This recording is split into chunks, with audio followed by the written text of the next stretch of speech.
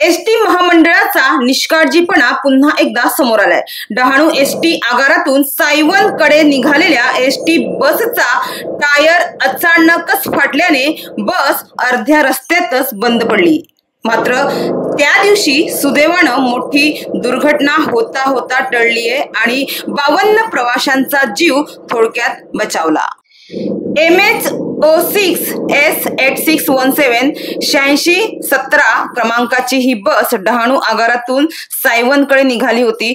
24 April रोजी दुपारी 5 वाजता ही बस डहाणू येथून निघाली असता वाटेत आसवे गावाजवळ अचानक या बसचा टायर फाटला। त्यामुळे बस अर्ध्या रस्त्यातच उभी राहिली। या बसमध्ये लहान मुले, महिलांचा मोठा वर्ग तसेच काही ज्येष्ठ नागरिक प्रवास करीत होते। टायर अचानक फाटल्यामुळे बसमध्ये बसलेले प्रवासी घाबरून गेले होते। मात्र काही प्रवाशांनी तत्काळ खासगी वाहनांची मदत घेऊन आपली यात्रा पुढे सुरू ठेवली।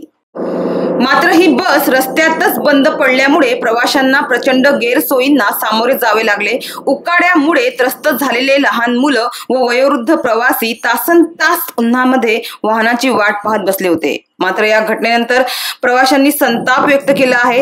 एसटी महामंडळाने आपल्या गाड्यांची वेळोवेळी देखभाल करावी आणि प्रवाशांचा जीव धोक्यात न घालता सेवा पुरवावी अशी जोरदार मागणी प्रवाशांकडून होत आहे।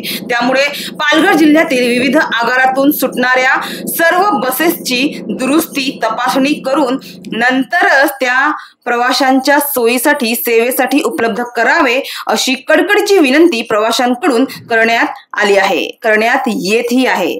डहाणूवरून कल्पेश दळवी, विकास समाचार।